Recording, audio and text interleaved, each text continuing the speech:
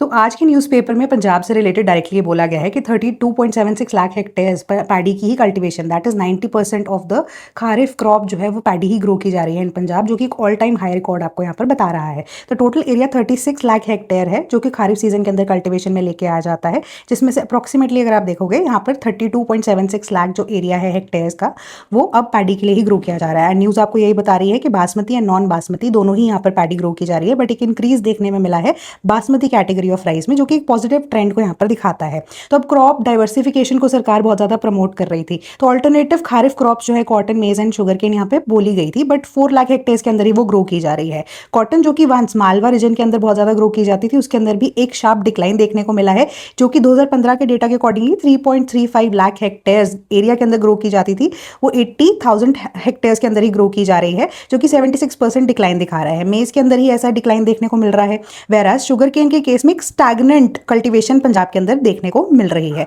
तो इसी के अकॉर्डिंगली अब कॉटन की बात करें, जो कि एक ऑल्टरनेटिव हो सकता था, उसको इतना ज्यादा ग्रो नहीं किया जा रहा है। तो ऑल टुगेदर अब यहाँ पर यही चीज मानी जा रही है कि फार्मर्स जो है एक्सपोर्ट लिंक मार्केट को ढूंढते हैं, बेटर रिटर्न्स को देखते हैं शॉर्टर ड्यूरेशन के अंदर, जिनको मुनाफा कमा कर देखे, और एक वाटर एफिशिएंट रिसोर्स को ढूंढते हैं। इसी वजह से बासमती राइस को ओवर द कन्वेंशनल राइस ज्यादा ग्रो किया जा रहा है। क्यों? क्योंकि बासमती राइस जो है उसका क्रॉप ड्यूरेशन भी देखोगे, जेस्टेशन पीरियड भी देखोगे, तो नॉर्मल पैडी क्रॉप से वो 1 महीना कम है, प्लस बेटर मार्केट कनेक्टिविटी मिलती है, बेटर रिटर्न्स मिलते हैं। तो अब यहाँ पर वाटर क्राइसिस पंजाब के अंदर आ सकते हैं बाय 2039। एक रिपोर्ट भी यही चीज बोलती है कि फार्मर्स को for ground water access 1000 feet depth drill करना पड़ेगा to get access to water. तो हमें क्रॉपिंग पैटर्न्स को यहाँ पर ड्रास्टिकली शिफ्ट करने की जरूरत है एज एन इमरजेंसी प्रोविजन।